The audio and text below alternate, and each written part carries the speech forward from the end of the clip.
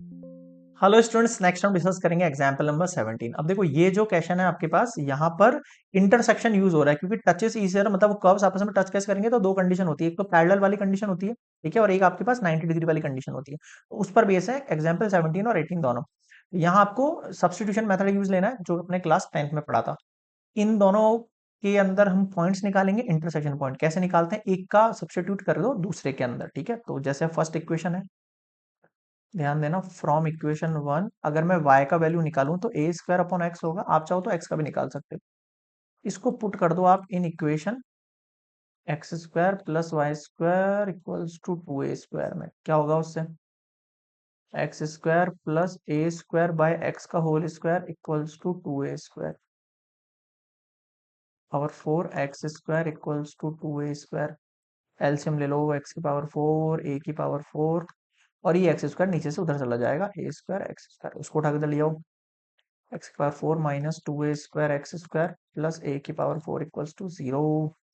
अब अपने फॉर्मूलाज पढ़े ना, एक्स स्क्वायर का स्क्वायर माइनस टू ए स्क्वायर एक्स स्क्वायर ए स्क्वायर का स्क्वायर। किसका फॉर्मूला याद आ रहा है, इसको देख के याद आ रहा है कुछ?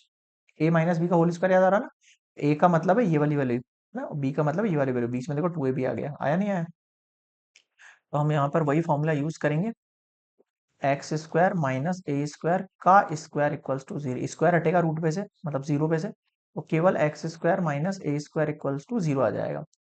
X square equals to A square आ गया, तो एक्स का वैल्यू क्या आ गया, प्लस माइनस ए आ गया। ध्यान देना इस पॉइंट पर एक बार, स्क्वायर हटा रूट लगा, एक्स की जगह प्लस माइनस ए आ गया। अब मैं वाई की वैल्यू बना सकता हूँ इससे, बिल्कुल आ जाओ।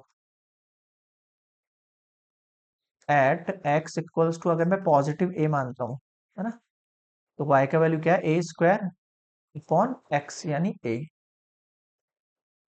तो कोऑर्डिनेट क्या बने, ए कॉमा ए। अब eight x equals to,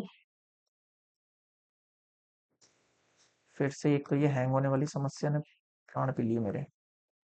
x equals to negative A put करें तो वाई का वैल्यू कितना मिल जाएगा मुझे, वाई का वैल्यू मिल जाएगा मुझे ए अपॉन, ए का वैल्यू कितना है, नेगेटिव का ए स्क्वायर अपॉन एक्स था वहां पर, है ना। क्या था, ए स्क्वायर अपॉन एक्स था। देखो इस तरीके से हैंग हो जाता सिस्टम थोड़ा सा। मैं यहाँ पर ए की पुट कर रहा हूँ, अच्छा यहाँ पर स्क्वायर लगा हुआ था, सॉरी। तो माइनस का ए, तो कोऑर्डिनेट कौन से बन गया इस बार आपके पास, अगर अपन ने यहाँ नेगेटिव का ए पुट किया है तो हमारे पास आंसर जो आएगा वो नेगेटिव का ए आएगा। ये दो पॉइंट हो गए मेरे पास, यहां तक समझ में आ गया ना सबको? अब देखना आप, अब अपन बनाएंगे यहाँ पर इन दोनों के लिए डिफरेंशिएशन। देखो फर्स्ट केस जो है X Y equals to A square है। एक काम करेगा यार, इसको वापस ऑफ करके ऑन करूंगा। देखो इस तरीके से हैंग हो रहा है सिस्टम, जा रहा है स्टक हो रही है ना, पीछे वाली जो लिख रहा हूँ वो आगे लिखा जा रहा है, ऐसे करके हैंग हो रहा है सिस्टम। एक मिनट वापस ऑन ऑफ करता हूँ, वेट अ मिनट। हाँ, तो आ गए अपन वापस से, ठीक है। तो ऑन हो गया सिस्टम। क्या थे अपन क्वेश्चन नंबर 17 में, हमने दो पॉइंट बना लिए थे इसके। कौन कौन से पॉइंट्स मैं वापस लिख देता हूँ, एक तो ए कॉमा ए बनाया था शायद, और एक माइनस ए कॉमा माइनस ए बनाया था। अब मैं क्या कह रहा हूँ, दोनों इक्वेशन का डिफरेंशिएट करो ताकि स्लोप बनाए।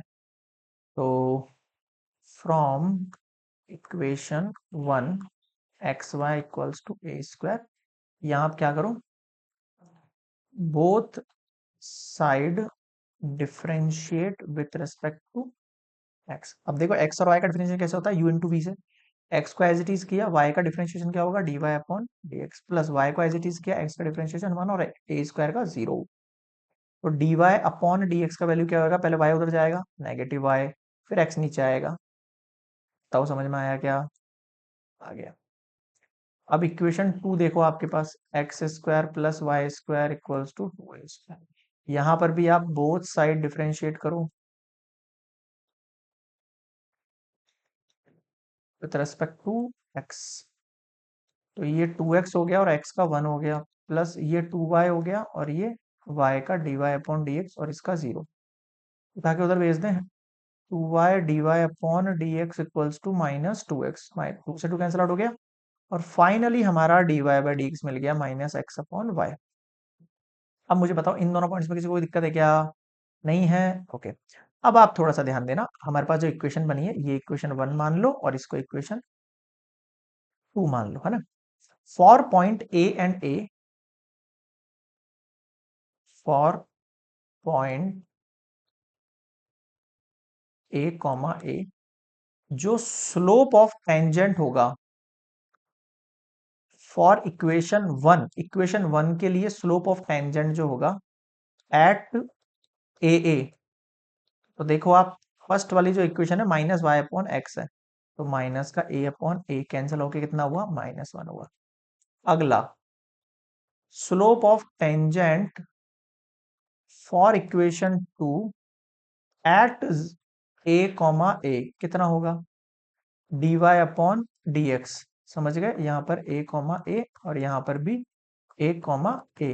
तो यहां पर वैल्यू कितनी थी मेरे पास, माइनस एक्स अपॉन वाई, तो माइनस का ए अपॉन फिर से ए, कितना आया, नेगेटिव आया। अब यहां पर मेरा कहने का मतलब यही है कि दोनों के अगर आपके पास स्लोप इक्वल है, अगर इनके दोनों के स्लोप इक्वल है ना, बोथ स्लोप्स आर इक्वल, अगर इक्वल है so it touches each other, it touches, ये हम लिख देता हूं, कर्व्स टचेस ईच अदर।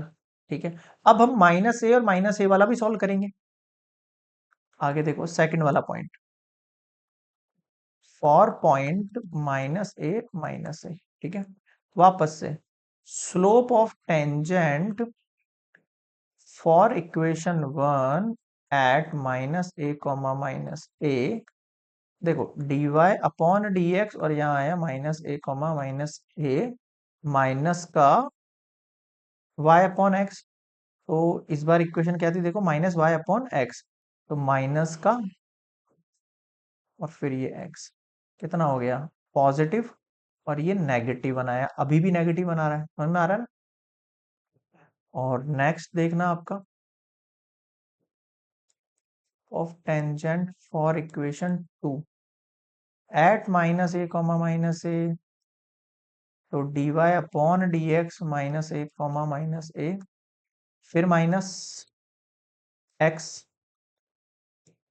फिर y, फिर से आपके पास -1, तो यहां पर भी जो है स्लोप्स क्या इक्वल है, सो कर्व्स टचेस ईच अदर। सबसे बकवास एक्सरसाइज लगी मुझे, ये सच बता रहा हूँ, मतलब कितना थ्योरी, कितना कुछ लिखना पड़ रहा है, इक्वेशन बनानी पड़ रही है। So this is complete example 17, last देखेंगे एग्जाम्पल 18 नेक्स्ट स्लाइड में।